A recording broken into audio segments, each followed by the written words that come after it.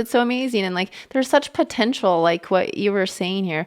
And because we are a little bit behind, it's like even like better because it's like, okay, well, we see what's big, we see what's going. So if you're a little bit even in touch, you can say, okay, this is like the direction we need to be going, people. And so I think that, going to these different places, seeing the energy that people are willing to put into businesses. And I don't know if you found this too. When something opens, everyone's there, right? Everyone loves the new thing. Yeah. And they love it for a couple of months and then they love the new thing. And so part of my personal agenda is what I have is not just highlighting a space when it first opens, but creating lifelong relationships with these businesses. So it's not just something like, oh, well, I want to come in and like, we want food and then this is great and bye.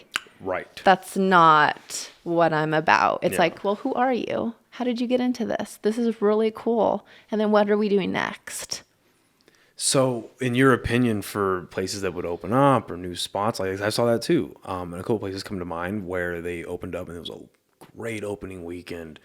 Things were awesome. And then they like fizzle. They like did so good. They peaked already. Yeah. And then they kind of just go, and then, just kind of just, even not that like small businesses should just peak and continue to soar. That's never going to happen. But just the drop off here is kind of crazy. Right. In your opinion, and interacting with a bunch of small business owners and just all the conversations you've had and the experience you've had running your own, like how do you promote longevity?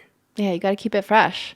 So you have to be coming out with new things on your menu. I think social media is an amazing way to keep people coming back because you can spotlight what you're doing.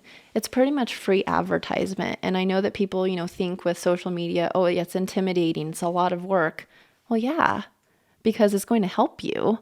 Like, anything that you want is worth the work though. And the more you do it, the more easy it becomes with anything in life. But if you already like have put it on the shelf and you're like, oh, that's just not for me. Well, of course it's not going to be for you. But if you're like, hey, this is hard for me, but I do see that it is an opportunity to share my business, to show what I'm doing, because again, everyone loves a story. And through social media, you can share your story. These businesses don't just show what you're doing, show who you are behind it, right? Yeah. Show the inner workings. Show the good, show the bad. Yeah. Like humanize yourself because people love to see that. And don't, be afraid to be human on social media. That's okay. I was going to say, so like, that's a very good point. Like, what does that mean to you when you do your own page? Like, how do you bring more, like, because you obviously want to show the best parts of things, but a lot of people know that like life is not, sunshine and rainbows 24 hours a day, but like, how do you personally like show your own, like the human side of who you are, the human side of what your approach is to these small businesses, to these events you put on? And they seem pretty, like you just had one last week, right? Yes, a couple weeks ago. We did Gather was our last one. It was like September 25th-ish. Yeah. Somewhere around there, maybe 23rd. The 23rd, yeah. So like, I guess it's like a two-parter, I guess. Like, how do you like, bring your own humanity to your social media? And then what do you extrapolate from that to put on these events, like make it feel warm and welcome?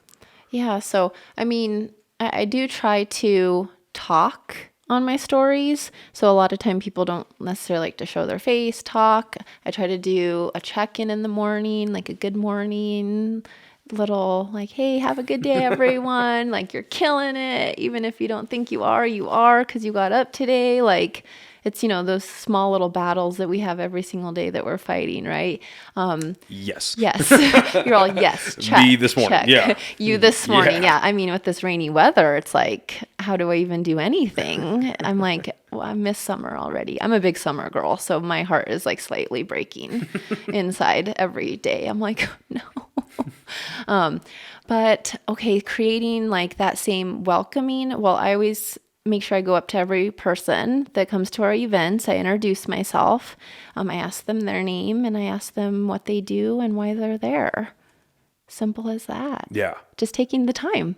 Yeah, no, people don't take time. Well, that's a really good piece of advice. I got that piece of advice from two people. My friend Robert that I brought up, and then I've become friends with the guys. There's a band called Slums of Harvard. Have you heard of them? I haven't, but I guess I need to They're listen. great. Yes. Are They they, are great. they're local? Yeah, Yes. local band. They just had a show at Marble, packed to the Cool. brim, like packed to the brim, and then like it was already packed. Everyone's already pretty buzzed, and then this bus pulls up with a wedding party, and they pile. Things got good. Oh my god, they put on a great show. But they, especially the lead singer, his name's Leroy, great guy. He told me, he's like, yeah, like before the show, I mean, I'm kind of in my own space trying to like get my head right, try to like figure out where I'm at. But me and some of the other guys will actually go out and say hi to these people. The same thing with my buddy Robert, who's a stand-up. Right. He'll go out and his mindset was, I'm going to say a lot of dirty shit on stage. Right. And so if I go out and say hi to these people, not only does it bring them into the show, make them more feel a part of it, but it also shows that like I'm me, and then Buck D's a character. Right. This is a brash, rude, just irreverent, but funny, stand up. But at the other end, I'm just a dude trying to tell jokes and entertain. Right. And he humanized himself. Exactly. Yep. And I think that's a big part of an event is you don't want to just show up, either it's yourself or you and your date, your friends. It can't just be like in an island. Right. And so to feel like, I think community is one of the biggest parts of Albuquerque anyway, because of the Hispanic culture, community and family, but being able to bring that to like new things that pop up, bring that up to the more maybe like the more violent parts of town, to be able to build that is really good. Right. Because I mean, the whole saying like feeling alone in a crowded room, nobody wants that. Nope.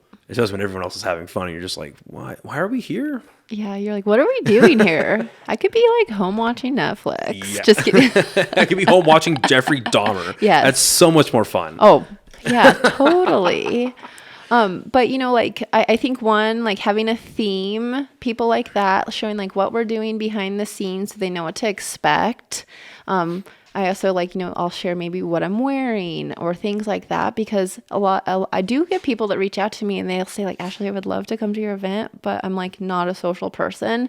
I want to come to your event, but blah, blah, like, right. And I'm like, well, that's like in your own head. Like, I think that they maybe have like a certain level of expectation they have for their own self. Yeah. And it's like, social cue is just what it needs to be for you. Like, yeah. I don't even feel like necessarily like social cue's mine. It's like ours, because it wouldn't be anything without any of the people showing up. Like, it's not really about me.